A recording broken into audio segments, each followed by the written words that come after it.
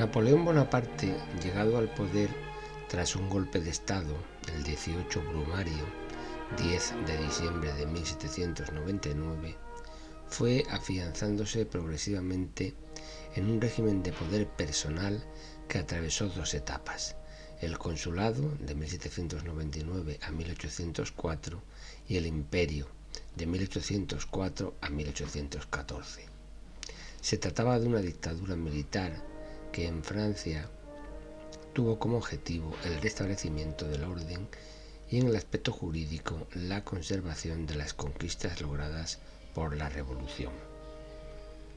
Napoleón procuró la concordia entre los franceses y para ello, manteniendo el laicismo del Estado, restableció el catolicismo como religión de la mayoría y firmó el concordato con la Santa Sede en 1801.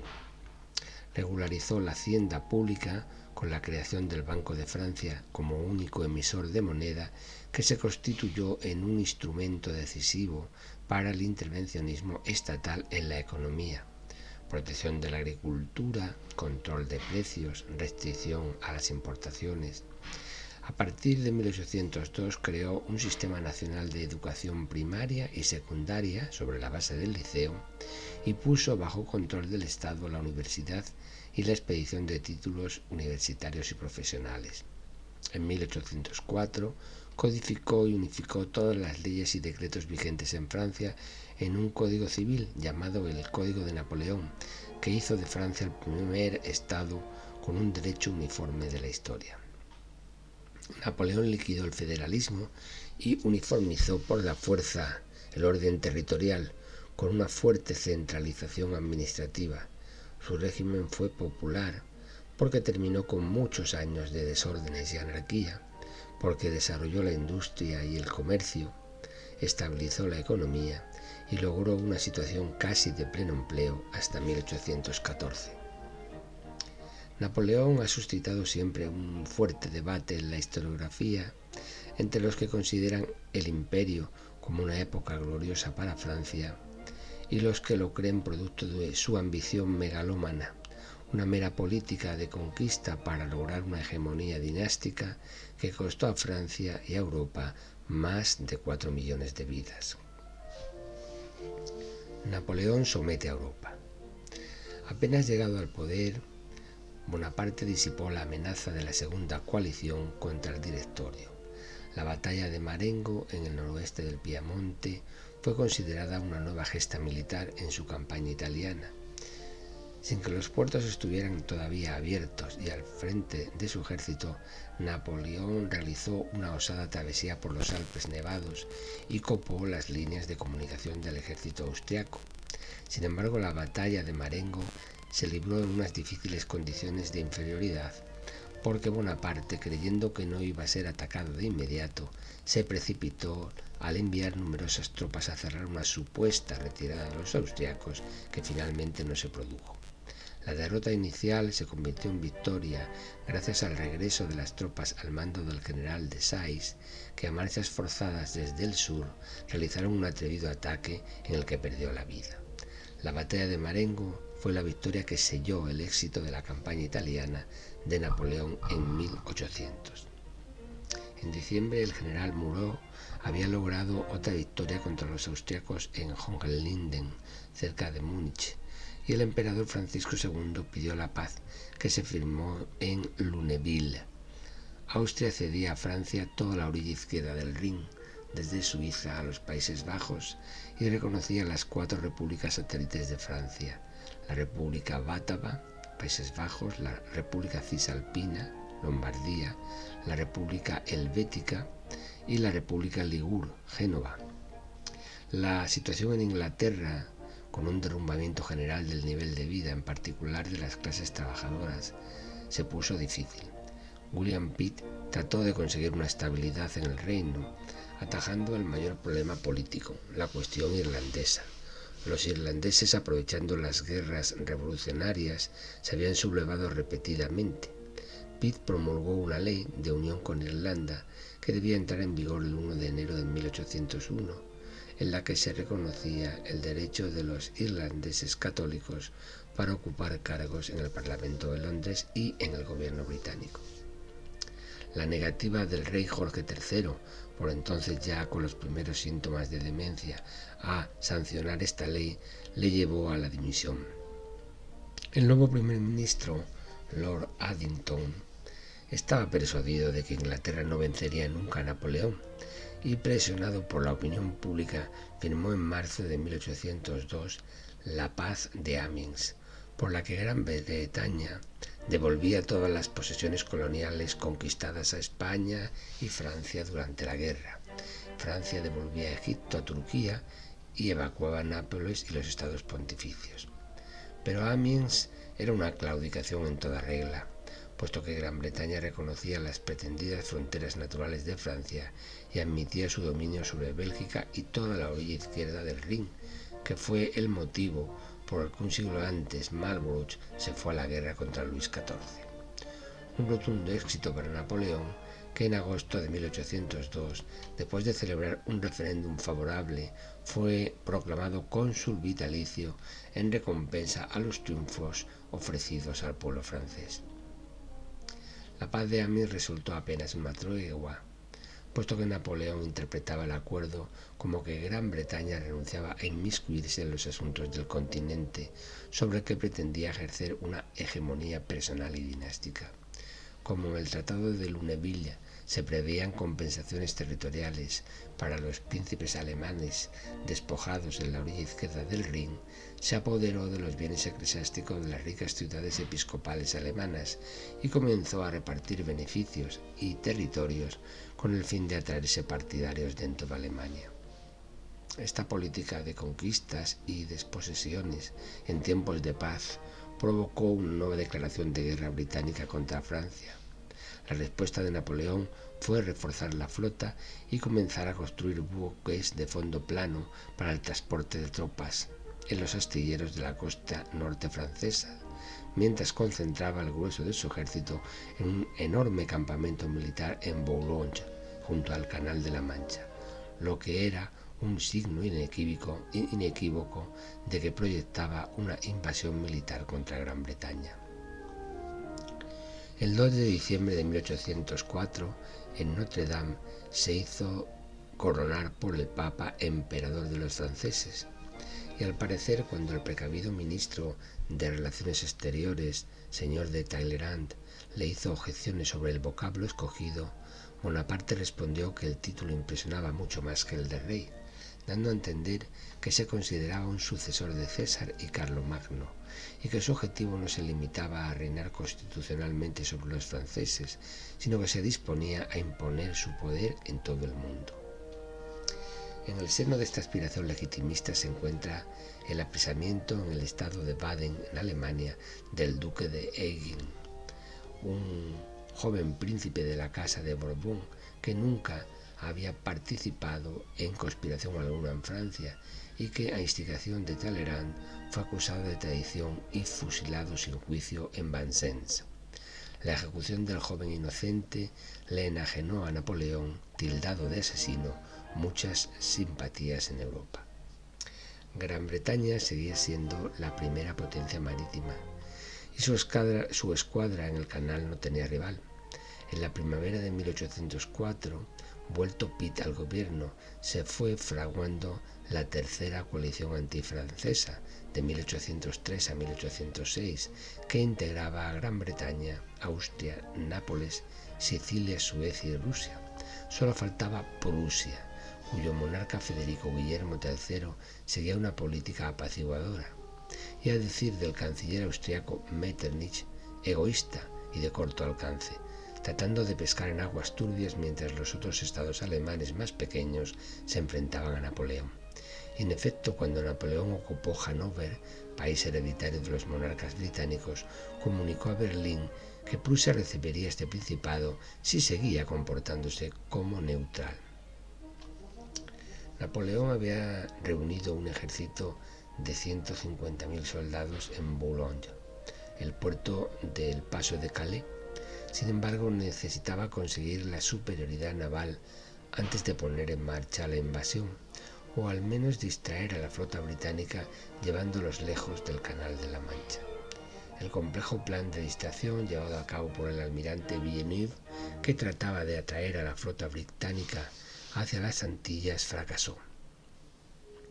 A principios de agosto, tras una escaramuza naval en el Cabo Finisterre, Villeneuve, estimando erróneamente que la flota inglesa en el canal era mucho mayor en ese momento, desobedeció la orden de Napoleón de acercar la flota francesa y española a Brest y a Boulogne, abandonó La Coruña y se dirigió a Cádiz, donde fue desastrosamente derrotado junto al cabo Trafalgar. En aquel combate, España perdió sus mejores naves y sus más ilustres marinos, pese a la opinión contraria de los comandantes españoles Churruca, Gravina y Alcalá Galiano. Porque los ingleses contaban con ventaja, Villeneuve abandonó la bahía de Cádiz para dar alcance a Nelson a la altura del cabo Trafalgar el 21 de octubre de 1805. Tamaña imprudencia tuvo como motivo el deseo de Villeneuve de recuperar el favor de Napoleón tras la derrota de Abukir. El episodio de Trafalgar es narrado por Pérez Galdós en una memorable página de la literatura española.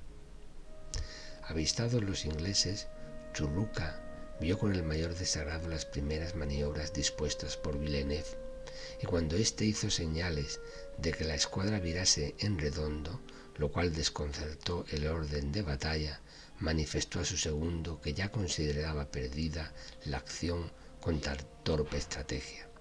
Desde luego comprendió el aventurado plan de Nelson, que consistía en cortar nuestra línea por el centro y retaguardia, envolviendo la escuadra combinada y batiendo parcialmente sus buques en tal disposición que éstos no pudieran prestarse auxilio.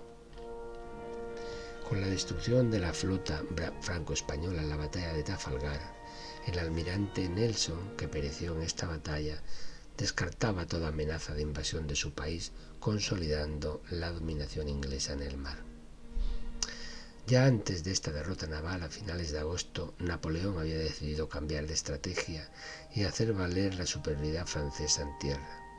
El gran ejército francés, acantonado en Boulogne, se dirigió a marchas forzadas hacia Viena, cruzando el Rin desde Estrasburgo. El 25 de septiembre estaban en posición de enfrentarse a las fuerzas austriacas del general Mack en los alrededores de Ulm. Tratando de evadir el cerco, Mack intentó cruzar el Danubio en Ginsburg, pero tropezó con el sexto cuerpo del ejército francés en la batalla de Elchingen y perdió 2.000 hombres, y se vio forzado a regresar a Ulm.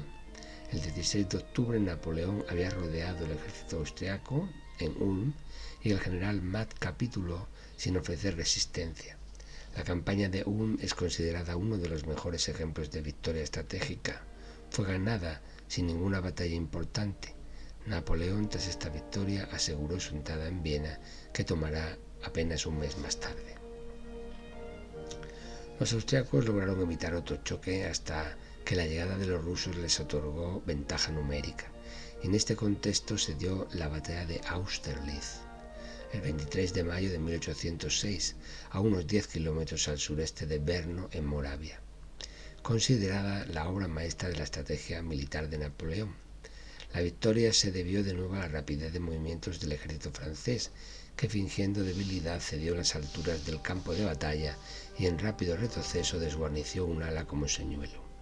Esto propició la concentración del ataque enemigo sobre ella y el descuido de su centro y retaguardia, que sería copado por un fulgurante ataque de un cuerpo de ejército francés que permanecía camuflado al mando del general Soult. Se firmó la paz con Austria, que abandonaba la tercera coalición, y en el Tratado de Preburgo se volvía a la situación descrita para Italia en el Tratado de Campo Formio. El emperador Francisco II hubo de ceder sus territorios hereditarios en Suabia para ser repartidos entre los aliados alemanes de Napoleón. El emperador germánico perdía 3 millones de súbditos y un sexto de sus rentas estatales y debía pagar cuantiosas reparaciones de guerra. A partir de entonces, Napoleón se dedicó a transformar todo el sistema político europeo. Se erigió en protector de la Confederación Germánica y el 6 de agosto de 1806 obligó al emperador Francisco II a disolver el Sacro Imperio Romano Germánico, siendo designado a partir de entonces como mero emperador de Austria.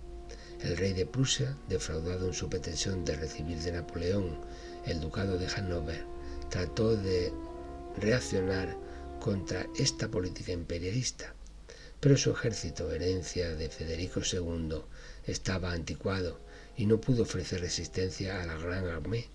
Las tropas francesas invadieron Sajonia y derrotaron a los prusianos en Jena y en Auerstadt. El 27 de octubre Napoleón entraba en Berlín. Siguió una campaña de invierno muy dura en la que las tropas francesas atravesaron toda Polonia para librar una sangrienta batalla contra los rusos en Eylau, en la Pomerania Oriental, en febrero de 1807. Terrible batalla en medio de la nieve, donde los franceses obtuvieron una victoria pírrica y sufrieron grandes pérdidas. Napoleón se vio obligado a invernar en Polonia, mientras la imbatibilidad de su ejército era puesta en entredicho en toda Europa. Acabado el invierno, las tropas francesas reiniciaron la campaña contra los rusos, que iban acudiendo a prestar ayuda a los prusianos en los territorios de la Prusia Oriental. Los franceses vencieron el 14 de junio de 1807 en otra sangrienta victoria a los rusos en Friedland, donde el enorme número de bajas en ambos ejércitos reveló los terribles efectos de la artillería en la guerra moderna. Apenas 10 días más tarde, en una improvisada caseta sobre una balsa dentro del río Niemen, se entrevistaron Napoleón y el zar Alejandro I. Ambos monarcas se abrazaron y el 7 de julio se firmaba la paz de Tilsit, que puso fin a la llamada Cuarta Coalición. Napoleón pretendía establecer un reparto de hegemonías en Europa entre ambos emperadores, al oeste y al este del propio río Niemen. Rusia se adhería al bloqueo continental y se estipulaba entre ambos países una alianza defensiva y ofensiva, lo que motivó el ataque ruso a Suecia, que rehusaba cerrar sus puertos a los británicos y fue castigada con la pérdida de Finlandia. El zar Alejandro impidió que Prusia fuera borrado del mapa por motivos de cálculo, aunque en ello jugó un importante papel su antigua amistad con la bella reina de Prusia, Luisa de Mecklemburgo, que asistió como diplomática delegada por su marido al encuentro con Napoleón en Tilsit. Aún así, el territorio de Prusia fue reducido a la mitad. Los territorios al oeste del Elba fueron incorporados a Westfalia, reino recién creado para Jerónimo Bonaparte. Las regiones arrebatadas a Polonia constituyeron el ducado de Varsovia y ofrecidas al duque de Sajonia, que se adhirió con el título de rey a la Confederación del Rin. Para obligar a Gran Bretaña a pedir la paz en 1807, Bonaparte, sintiéndose más seguro tras el reparto de la hegemonía en Europa con el zar de Rusia, decretó el llamado bloqueo continental. En esencia consistía en impedir que ningún estado importara o exportara mercancías a Inglaterra. Difícil de llevar a cabo, pues el mantenimiento forzoso del bloqueo empobrecía no solo a Gran Bretaña, sino a todas las naciones de Europa. Talleyrand, el prudente ministro de Relaciones Exteriores francés, supo ver que esa estrategia con un frente tan amplio era imposible de sostener y supondría un sobrehumano esfuerzo bélico para Francia que a la larga terminaría en la derrota, y por ello dimitió de su cargo en agosto de 1807. Tras la muerte de Pitt y de Fox, con Canning y Castlereagh, los primeros ministros británicos decidieron pasar a la ofensiva en la guerra, y en el bombardeo de Copenhague se apoderaron de la escuadra danesa para que no cayera en manos francesas. Napoleón reaccionó entonces tratando de impedir que Portugal, que siempre había mantenido su alianza con Inglaterra, siguiera rompiendo el bloqueo comercial a través de sus puertos. El mariscal Junot invadió el país y la dinastía Braganza fue depuesta, aunque la flota portuguesa logró escapar y la familia real fue puesta a salvo en Brasil. Napoleón se vio obligado a intervenir en la península ibérica, puesto que sus extensas costas, tanto portuguesas como españolas, debían ser vigiladas. En 1792, el ilustre conde de Aranda, ministro de Carlos IV, había sido sustituido en su cargo por Manuel Godoy, hidalgo extremeño que ingresó en la Guardia Real como soldado y en poco tiempo ascendió, ganándose los favores íntimos de la reina María Luisa de Parma. El nuevo ministro participó en 1795 en la llamada Paz de Basilea, en la que el precio de la paz fue el desastroso cambio de alianzas de la monarquía española. Al año siguiente, las fuerzas españolas luchaban ya contra Inglaterra como aliadas del Directorio francés. Esta alianza acarreó grandes perjuicios a España, cuya política exterior quedó condicionada por Francia. En 1801, el propio Godoy se puso al frente de una breve campaña contra Portugal, la llamada Guerra de las Naranjas, que terminó con el compromiso nunca cumplido de Portugal de cerrar sus puertos al comercio y los navíos de Inglaterra. En 1807 Godoy actuaba ya como auténtico dueño en la corte madrileña, pues señoreaba a la reina y a Carlos IV, su consentido marido. Firmaba con Napoleón entonces el Tratado de Fontainebleau. Bonaparte, a cambio de la promesa de crear un nuevo reino para el valido español, obtenía permiso para el paso del ejército francés por territorio español contra Portugal. La intención, además de dividir el reino de Portugal, era hacerse con el control de toda la península. Un contingente de 28.000 soldados franceses fue invadiendo el territorio español bajo el mando de Murat. La familia real y el propio Godoy fueron llamados a Bayona, donde se les obligó a abdicar en favor de Napoleón, quien decidió instaurar a su hermano José en el trono español. Pero en España las clases populares, alentadas por la Iglesia, a la que repugnaba la ideología revolucionaria y la brutal intervención extranjera, se alzaron en armas contra el ejército de ocupación en la llamada Guerra de la Independencia. Comenzó con el alzamiento del 2 de mayo en Madrid, continuó con la resistencia a someterse de algunas ciudades como Zaragoza y Gerona y continuó con una encarnizada e interminable guerra de guerrillas que impidió a Napoleón cumplir sus objetivos. Tras la primera victoria de las tropas españolas del general Castaño en Bailén en 1808, se propició la intervención en la península de las tropas inglesas del general Wellington junto a las tropas portuguesas y españolas. Esta primera victoria contra el ejército de Napoleón espoleó a Austria, coaliada con Inglaterra en la Quinta Coalición, cuyas tropas, al mando de un gran estratega, el archiduque Carlos, hermano del emperador, obtuvieron dos significativas victorias frente a Napoleón, en Ansper y en Esslingen, aunque finalmente las tropas francesas lograron imponerse a Austria en la cruenta batalla de Wagram, donde 50.000 hombres murieron en el campo de batalla. Por el Tratado de Schönbrunn, Austria perdió Croacia y toda Dalmacia, y se concertó la boda de Napoleón con María Luisa de Austria, hija menor del emperador Francisco. En 1809, Bonaparte se casó con la que llamaba la primera princesa del mundo.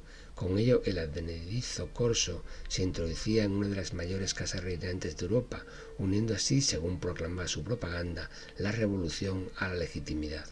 Josefina de Beauharnais no había de darle descendencia y él pretendía fundar una dinastía para asegurar el trono en la persona de su hijo.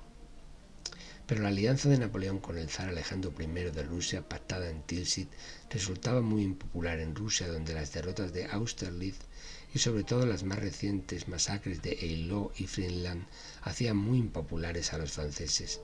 En el interior, el mantenimiento del bloqueo del comercio con Inglaterra estaba causando enormes pérdidas en el comercio, y la política de modernización y liberalización propugnada por su ministro Speransky no era bien aceptada en Rusia, hasta el punto de que Alejandro no se atrevió, como había anunciado al inicio de su reinado, a dar libertad a los millones de siervos que constituían la masa campesina de Rusia.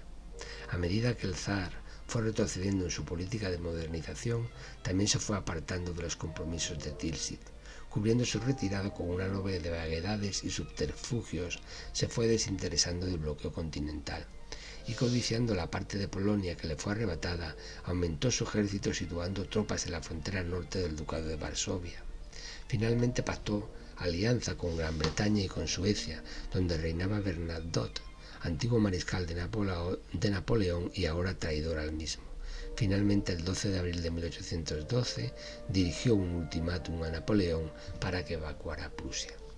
En la primavera de 1812, y para poner fin a la amenaza anglo-rusa, Napoleón movilizaba el mayor ejército conocido hasta entonces, 600.000 hombres, que comenzaron a recorrer los caminos de Europa de oeste a este con la intención de llegar a Moscú e imponerle las condiciones de paz al zar Alejandro. El ejército ruso, a partir de agosto, quedó bajo el mando del general Mikhail Kutuzov, discípulo de Alexander Suvorov, un viejo zorro de la estrategia retratado por Tolstoy en las inolvidables páginas de Guerra y Paz como un descreído anciano de humor socarrón, pero fiel servidor del trono, con una mente clara que sabía esperar la ocasión sin impacientarse. Kutuzov supo evitar la batalla decisiva en campo abierto que anhelaba Napoleón. Batiéndose muy bien en retirada, hizo retroceder al ejército ruso y practicó lo que se conoce como la táctica de la tierra quemada. Todo ardía al paso de las columnas rusas y en consecuencia el ejército francés encontró grandes dificultades de aprovisionamiento y padeció en extremo los rigores del verano ruso, tan cálido como frío es el invierno en dichas regiones. Al acercarse a Moscú, el ejército ruso hizo alto y se enfrentó en la feroz batalla de Borodino el 7 de septiembre de 1812, que terminó sin ningún resultado concluyente y en la que murieron 50.000 hombres, entre ellos numerosos generales franceses. Tras la batalla, en el Consejo Militar de Fili, Kutuzov volvió a su estrategia, retirarse para salvar el ejército sin presentar batalla, y esto determinó la caída de Moscú. Al entrar Napoleón en la capital, encontró una ciudad abandonada por su población y a las pocas horas desde el Kremlin presenciaba cómo las llamas prendían de casa en casa y de barrio en barrio hasta que Moscú quedó convertido en un mar de fuego. Los propios rusos la incendiaron para que los invasores no pudieran sacar ninguna ventaja. Napoleón quedó en un callejón sin salida. Perseguir a Kutuzov alejándose hacia el este era una locura. Invernar en Moscú totalmente imposible. Napoleón trataba de arrancarle a Alejandro una paz negociada favorable, pero éste daba la callada por respuesta, y después de un largo mes de intentos infructuosos, Napoleón ordenó la retirada de Moscú el 18 de octubre. Aquel invierno fue prematuro y la temperatura no dejaba de descender hasta los 38 grados bajo cero. Los caminos eran pistas de patinaje y las tempestades de nieve rugían en la llanura. Los soldados del gran ejército morían de hambre y de frío a millares, pues no tenían equipo de invierno y caminaban en condiciones inhumanas. Los rezagados quedaban abandonados en las cunetas y las formaciones retrasadas eran masacradas por los cosacos. Todos los historiadores que han tratado la campaña de Rusia describen con detalle los horrores de la retirada, acerca de los cuales el novelista Tolstoy en Guerra y Paz ha dejado páginas inolvidables. A comienzos de diciembre, el emperador abandonó sus tropas para regresar lo antes posible a París, mientras el gran ejército quedaba reducido a unos cuantos contingentes diseminados. Napoleón, al publicar el boletín 29, en que daba noticia de la catástrofe sufrida por el ejército, lo terminaba con esta cínica frase: la salud del emperador es mejor que nunca. Lo cierto es que, a pesar de su derrota, en el transcurso de unos pocos meses, a principios de 1813, Napoleón se presentó de nuevo en Alemania con un ejército de 500.000 de hombres, en su mayoría adolescentes, para hacer frente a la reunión de todos sus enemigos. El canciller austriaco Metternich, que visitó a Napoleón en Dresde y luego transcribiría en sus memorias la famosa entrevista que dijo que Bonaparte le dijo que estaba dispuesto a sacrificar otro 500.000 de jóvenes para mantener el imperio. La coalición englobaba un potente ejército y además de Rusia participaban Prusia, Austria y Suecia, mientras en España las victorias de los anglo-españoles dirigidos por Wellington vencían a los franceses en Vitoria en junio de 1813 y atravesaban los Pirineos. Napoleón fue vencido en Leipzig el 16 de octubre de 1813 por los ejércitos aliados en la llamada Batalla de las Naciones, donde murieron alrededor de 70.000 adolescentes franceses, y con los restos de su ejército tomó el camino de Francia. La Confederación del Rin fue disuelta. Cayeron todos los reinos y estados satélites creados por el Imperio francés. Los aliados invadieron Francia y se apoderaron de París en marzo de 1814. Napoleón abdicó en abril y los aliados consintieron en dejarle el título testimonial de emperador y lo confirmaron como rey en la isla de Elba con un subsidio anual de 2 millones de francos, mientras María Luisa de Austria recibía el ducado de Parma. En esos momentos Talleyrand volvió a surgir de la sombra y se puso al frente de un gobierno provisional en el que inspiró el decreto senatorial que a primeros de abril llamó al trono a Luis XVIII. Igualmente promovió con acierto y eficacia las negociaciones con los aliados. Su resultado fue el primer Tratado de París de mayo de 1814. Los historiadores ingleses suelen ponderar la gran indulgencia de las condiciones propuestas por Castlereagh, devolviendo a Francia sus antiguas fronteras de 1792, olvidando que Gran Bretaña contribuía con ello a mantener un equilibrio en Europa que le beneficiaba especialmente, y que de otra manera hubiera sido roto en favor de una comprometedora hegemonía rusa. Luis XVIII, un monarca que era un anciano de 68 años, muy grueso y aquejado de una terrible mal de gota, se dejó asesorar por Talleyrand, y según éste comprendía perfectamente que no podía volverse a los principios del antiguo régimen y había que adaptarse a las nuevas tradiciones derivadas de la Revolución y otorgar al país una constitución según el modelo inglés. No obstante, Napoleón, a pesar de su apacible estancia como gobernador de la isla de Elba, no consideraba que su papel político hubiera concluido, y aprovechando el resentimiento del pueblo francés contra los Borbones restaurados en el trono, se escapó de la isla y embarcó para la Provenza con sus 1.200 soldados, donde, burlando la vigilancia de la flota inglesa, llegó a Cannes. En Francia la autoridad se dislocó de un modo formidable, y las clases populares se levantaron ante su presencia en un último y desesperado esfuerzo. Luis XVIII se marchó a Gante y Napoleón recobró el trono sin un disparo. Una vez más las tropas de los aliados se pusieron en marcha hacia las fronteras. Wellington agrupaba tropas para proteger Bruselas. Blücher partió de Prusia para unirse a él. El 16 de julio Napoleón venció a Blücher en Ligny, sin lograr aniquilar su ejército.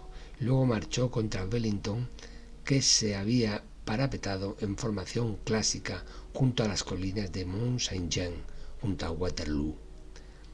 Bonaparte sabía que Blücher acudiría a marchas forzadas en ayuda de su aliado inglés y que para conseguir la victoria era necesario vencer a Wellington antes de la llegada de Blücher. Pero los ingleses rechazaron una tras otra las cargas de la caballería francesa y los prusianos llegaron al campo de batalla a tiempo. Al caer la noche, el ejército francés comenzaba a desintegrarse. Era el final. El 22 de junio, Napoleón firmaba en París su segunda abdicación que ponía fin al llamado Imperio de los 100 días y era trasladado por un buque británico a la isla de Santa Elena, en pleno océano Atlántico. Tan solo contaba 46 años.